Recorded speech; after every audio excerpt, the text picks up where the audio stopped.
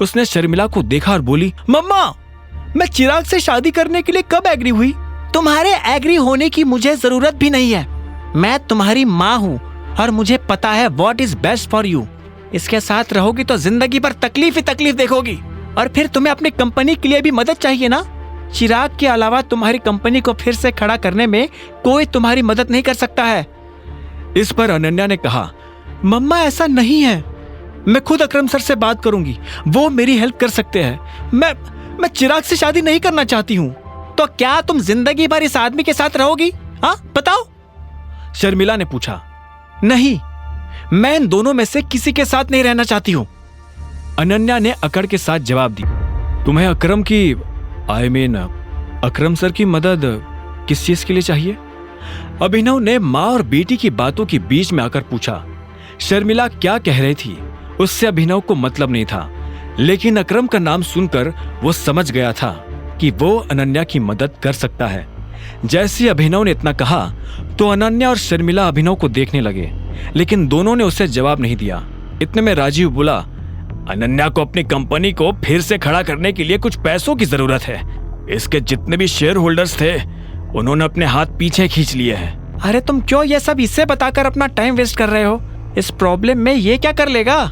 जाकर उन share holders की भी वैसे ही पिटाई करेगा जैसे उस लड़के की कर रहा था। शर्मिला ने अभिनव को और सुनाते हुए कहा और आगे बोली, तुम मेरी बेटी का पति बनकर ज्यादा दिन तक नहीं रहने वाले हो। अगर इसने चिराग से शादी नहीं की तो मैं इसके लिए उससे भी बढ़िया लड़का लेकर आऊंगी, पर यू नेवर। इतना कहकर शर्मिला अपने कमरे में चली गई। राजू ने भी फोन उठाया और अंदर चला गया। उन दोनों के जाते ही अभिनव ने एक गहरी सांस ली और अनन्या की तरफ देखते हुए बोला, तुम्हें कितने पैसों की जरूरत है? एके लिमिटेड के साथ पार्टनरशिप की जा सकती है, लेकिन अकरम सर कभी इस चीज के लिए राजी नहीं होंगे क्योंकि इसमें उनका कोई फायदा नहीं है, अनन्या ने ठंडे सुर में कहा। उसकी नजर में अभिनव इस दुनिया का आखिरी इंसान था जिससे वो इस बारे में बात करना चाहती हो। अभिनव ने धीरे से कहा, ठीक है, मैं तुम्हारी मदद करूंगा। अनन्या ने यह सुनते उसे ध्यान से देखा और बोली, तुमसे एक चीज शेयर करूं? I hate you. और आज जो तुम करके आए हो ना, उसके बाद तो I hate you a lot. अगर तुम ये सोच रहे हो कि ये मदद नाम का लॉलीपॉप मेरे हाथ में पकड़ाकर तुम मेरी नजर में सही साबित हो जाओगे तो तुम गलत हो। तुम अपने पैसों से एक सूट तो खरीद नहीं सकते, मेरी क्या मदद करोगे? फिर भी if you want to help me then please get out of my life right now. Ananya मेरी बात तो सुनो, अगर एक बार और मेरा नाम लिया तो मैं पुलिस बुला लूंगी। इतना कहकर अनन्या ने गुस्से में अपना फोन उठाया और अपने कमरे की तरफ बढ़ने लगी। अभिनव को समझ नहीं आ रहा था कि वो कैसे अनन्या को समझाए। उसने गहरी सांस ली और हिम्मत करके उसके पीछे जाने लगा।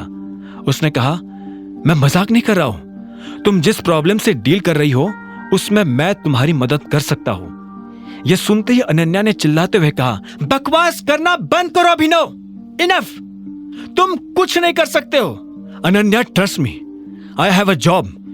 मैं अकरम सर की कंपनी में मैनेजर की पोस्ट पर काम कर रहा हूं, अभिनव ने आखिर में कहा। यह सुनते ही अनन्या को हंसी आ गई और वो बोली, ओह अच्छा, तो तुम्हें क्या लगता है कि तुम्हारी पोजीशन परमानेंट है?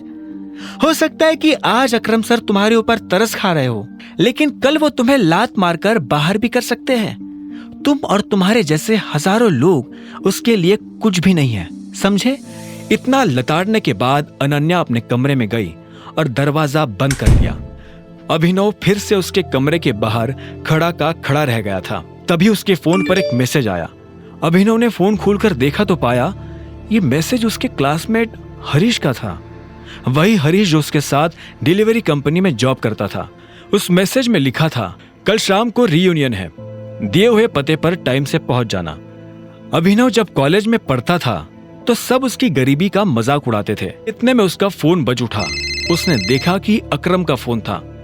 हेलो टाइगर, मेरी जेनी से बात हो गई थी, तुमने जो कहा है वो हो जाएगा। साथ ही तुम्हारा जो वीडियो इंटरनेट पर वायरल हो रहा है, मैंने उससे हटवाने के लिए बात कर ली है। अभी थोड़ी देर में वीडियो सभी जगह से गायब हो जाएगा। थैंक यू अकरम। और हाँ, मैंने अपना मन बदल लिया है। मुझे तुम मैनेजर से नीचे वाली कोई पोस्ट देना। क्यों? अकरम, असल में मुझे तुम्हारी मदद की जरूरत है। अनन्या किसी प्रॉब्लम में फंसी हुई है और तुम ही उसे निकाल सकते हो। मैं यह भी नहीं चाहता हूं कि अनन्या और उसके परिवार को पता चले कि मैं कौन हूं।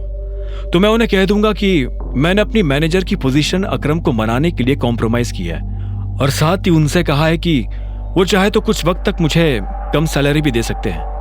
क्या बात है, बहुत बढ़िया। इससे तुम्हारा काम भी हो जाएगा और पहचान भी छुपी रहेगी। हाँ, अच्छा, और एक चीज, अभी कुछ दिनों में एक ऑक्शन होने वाला है। अलैना भी वहां आने वाली है। उससे मिलने का इससे बढ़िया मौका तुम्हें नहीं मिलेगा। आगे की कहानी जानने के लिए देखें अगला एपिसोड सिर्फ पॉकेट एफएम के यूट्यूब चैनल पर, और द रिटर्न ऑफ टाइगर के सारे एपिसोड्स को सुनने के लिए डिस्क्रिप्शन में दी लिंक से डाउनलोड करें पॉकेट एफएम ऐप।